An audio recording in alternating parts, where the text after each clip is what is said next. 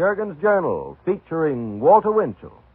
Mr. Winchell, whose famous column appears in the New York Daily Mirror and other newspapers with more than 25 million readers, is brought to you by Jergens, the lotion for soft, smooth, romantic hands. Mister, you say your girl has what kind of hands? Her hands are look again and hope to touch. Look again and hope to hold, I guess you mean. I mean she has smooth, soft hands. And very nice it is when a woman has soft, feminine hands. Jergens lotion makes this possible for any woman. Thanks to wartime research, this famous lotion is even more effective now for smoother, softer hands and for even longer protection against roughness. The very first application helps. But for the smoothest, inviting hands, use Jergens in connection with every soap and water job. And always use Jergens lotion. Now to the editorial room of the Jergens Journal and Walter Winchell. Good evening, Mr. and Mrs. North and South American, all the ships at sea. Let's go to press. New York City. The Hudson River ice floes prevented the police launches from finding the body of the man who jumped from the George Washington Bridge a few hours ago. He was middle-aged and about 5'6". New York City. Attention, Hamilton, Ontario. Tragedy struck at the Fifth Avenue mansion of Dr. and Josephine Benedict Sharp today. The 27-year-old heiress to the Benedict typewriter fortune swallowed about 50 sleeping pills after a violent quarrel with her husband. Hollywood. The drummer in the Harry James Orchestra was arrested and charged with being a dope fiend today. He said the heroin he used cost him $450 an ounce. Morristown, New Jersey. Andrew Lord, a banker of New York City, was killed today after being thrown by his horse. Washington.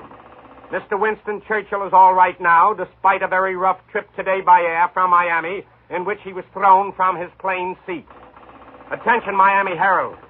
Van Johnson, the moving picture star, after a 2-day visit to New Orleans, will arrive in Miami, Florida, Tuesday next. An actress named Jacqueline Dahlia is flying from New York City to visit the star in Florida. She is due there tomorrow. 1 and 1 make 3. Washington, D.C. Attention, Washington newspapers. An explosion, due very soon in Washington, will involve a member of the presidential cabinet and a foreigner who has tried to blackmail the presidential advisor. The long arm of the law will soon crack down on this blackmailer, whose initials are 19 and 4. Behind the international news, Montevideo, Uruguay. The Attorney General of Argentina is a dirty crook whose price is about 50,000 pesos for every Nazi he covers up by naturalization papers. These naturalization papers, ladies and gentlemen, are the price paid by Nutric Frundi for his naturalization. And it saves him from deportation and arrest by the United States Army. This Nazi Frundi was and still is Hitler's #1 man in Argentina. Munich. The ancient and dishonorable House of Bavaria, renowned in history for its drunkards and its insane, will soon try to separate Bavaria from Germany, so they can again put the crown on the family idiots. Shanghai. The Shanghai Evening Post and Mercury recently revealed what it called disquieting signs of Japanese and Nazi influence in China. That report, ladies and gentlemen, was written by an American. He is William H. Newton of the Scripps Howard newspapers. In short, said Mr. Newton, the Japanese and the Nazis are behind lots of trouble in China. Athens, Greece. The Food Administration in Greece is an international scandal right under the sleepy eyes of the British lion, or is he winking? Alexandria. It will be denied, it always is, but the evidence is mounting that the Kremlin and the Muslim leaders are working out a grand alliance. If this is true, then it would mean that so far as Joe Stalin is concerned, so long, bye-bye, and ta-ta to a free Palestine. Bahrain, Arabia. Arabian oil production is expected to reach an all-time high. And in power politics, an oil field is what a water hole is in a jungle or a desert.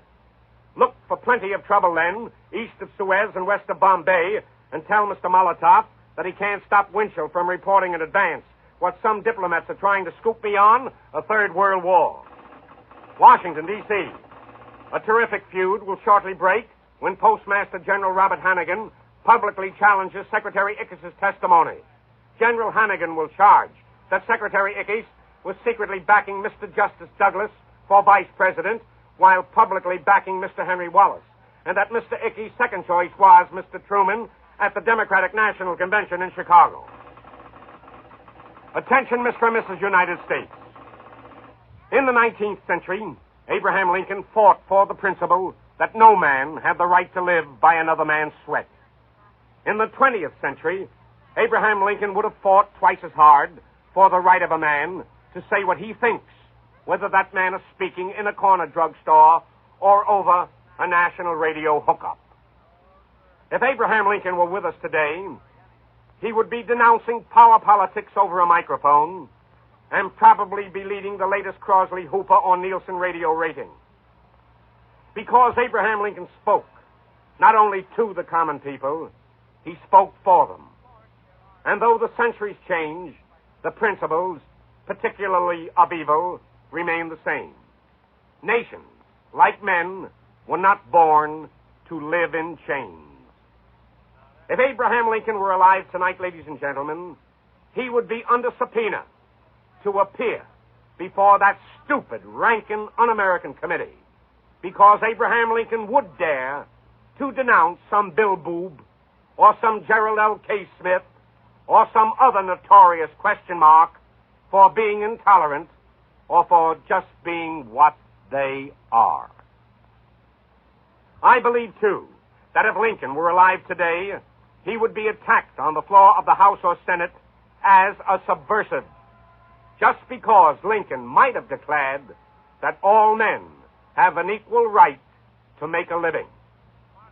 Beyond a question of doubt, Lincoln, the Republican today, would be called alien-minded, an FDR stooge, a branch of the Winchell column or the uptown edition of PM. Because Lincoln believed that a bread line in any state of the Union concerned the whole federal government. The New York and Washington ticker. You will soon learn about wholesale resignations now being readied by officials in the State Department and intelligence. They are sizzling over concealment of activities of certain foreign agents in our country for what is called diplomatic reasons. The Tommy Corcorans of Washington are expecting their fourth little brain truster in the summer. Mr. Corcoran was FDR's right-hand man early in the New Deal. New York. Prominent Wall Streeters now figure that except for a few regional ceilings, OPA will be a casualty next June. And that as prices go up, the value of your money will go down. The pressure boys in Washington who are trying to squeeze the last bit of advantage for their industries are squeezing half the life out of your dollar.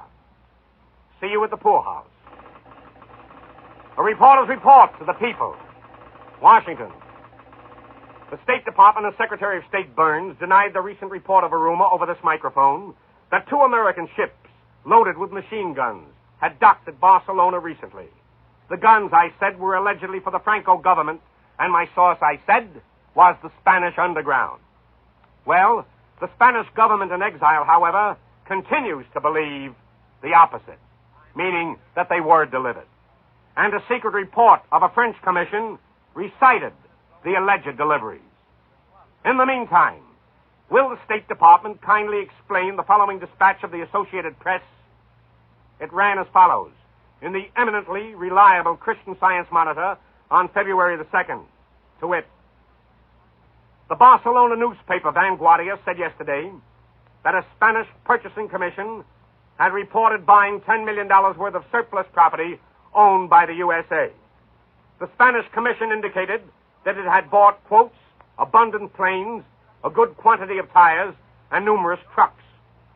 Mr. Secretary of State Burns, true or false? Attention, the State Department. This concerns a man who is trying to arrange a visa to get into our country, and this is to protest it for a lot of other Americans. His name is Dmitry Ivanovich Dorozenko. He is Ukrainian. He was a principal speaker in 1940 in Berlin, Germany. He is a 100% Nazi, and he had the support of Hitler's gang. I have photostatic evidence of his appearance at Nazi meetings in Berlin. This Dmitry Dorozenko, now in the American zone in Germany, is actually working today as an advisor to the British American authorities. He has also requested a visa to come over here. Over what American's dead body, Mr. Secretary of State Burns? Ernie Piles, General Patton's, Captain Colin Kelly's, General Rose's, or Private Joe Dokes's? And now, Mr. Ben Grauer and company for Jergens Lotion. I'll be back in a flash. Here's Sally Andrews, Jergens' beauty consultant who's been shopping in New York. Well, what'd you see, Sally? Men at perfume counters, Ben. Huh? Choosing Valentine's, I guess, for the one and only. And I mean choosing. Wondering, would that be right for her? Would she rather have this? Well, a man likes to please his girl. A girl likes to please her man, too, Ben. Right. Only sometimes she makes a mistake. She works so hard keeping his house nice for him, she forgets to keep her hands nice. And it's so easy with Jergens lotion. Oh, I guess the girls aren't so foolish, Sally. You know, young marrieds use Jergens lotion nearly 4 to 1. That's so. And they've probably noticed that Jergens lotion is finer than ever now. Jergens is even finer now as a result of wartime research. It protects even longer, makes the hands even smoother and softer. It's in the stores, same bottle, still 10 cents to $1 plus tax. You save on the dollar bottle. For St. Valentine's sake, take care of your hands. Be right with you in a minute, Walter. Take care regularly with this famous Jergens lotion. Now back to the editorial room of the Jergens Journal and Walter Winchell. Washington. President Truman sent word yesterday that he would back Edwin Pauley to the finish, and that under no circumstances would Truman pull out his nomination for Mr. Pauley as Undersecretary of the Navy. Ladies and gentlemen, I am for Edwin Pauley. I want to stand up and be counted among all those rats. I just want to ask his critics one question. If Edwin Pauley has committed a crime of any kind, why didn't Mr. Ickes or somebody tell it to any federal grand jury? If Edwin Pauley is guilty of any crime, why was such very important news held up until this late date? I don't believe that Edwin Pauley has done anything rotten or committed any crime. But if he has, then give me the evidence. And as one of his loyal friends, I will have him arrested. I'll tell Johnny Edgar Hoover. That's what I'll do. What a farce. How do you like it? A politician calling another politician a politician. Now for some tips to the papers. To the Army and Navy Journal, this may be a scoop. The Navy has completed plans for a post-war reserve, a sort of a Navy National Guard. The top side man will be Admiral John Gingrich, the former skipper of the USS Pittsburgh, who was given 2 new citations this week, but nobody has it in any newspaper. Why don't the boys wake up down there? To the Women's Wear, a newspaper of New York. Here is some sour news for the ladies.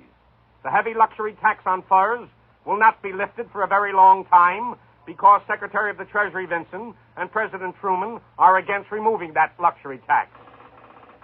To the Albany Times-Union, the General Assembly of Kentucky this week passed a bill making FDR's birthday a legal state holiday. The governor of Kentucky, however, vetoed that bill, but the Kentucky House of Representatives, what a great bunch of guys they must be, passed it over the Kentucky governor's veto. To the Daily Mirror of New York, Harry Hopkins did not die of cancer. It has not been announced why, and it may be denied, but it was liver trouble. And Mr. Hopkins' worst friends could not call him a drinking man of any kind. And that, ladies and gentlemen, winds up another Jergens Journal until next Sunday night at the very same time.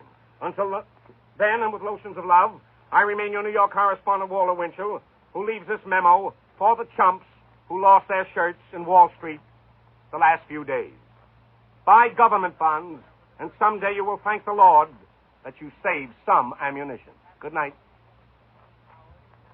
Out of sight, out of mind, they say. Well, just because you can't see them, don't let your elbows get rusty rough. You know others see them. When you smooth Jergens lotion on your hands, give your elbows a taste of Jergens, too. Keep this up and see how childlike smooth your elbows soon look. It's a detail, nice smooth elbows, yes, but a very charming detail. And smooth Jergens lotion over your arms and shoulders. Even too thin arms look rounder and more feminine when they're creamy smooth. Remember, Jergens lotion tends your skin with 2 ingredients so exceptional for skin smoothing that many doctors use them. No oiliness, no annoying stickiness. For really smart grooming, Use Jergens lotion on your arms and elbows, too. Next week, another edition of the Jergens Journal with Walter Winchell. And now be sure to remain tuned for Luella Parsons' new 15-minute program with her guest of the evening, June Allison, which follows immediately. This is Ben Grauer speaking.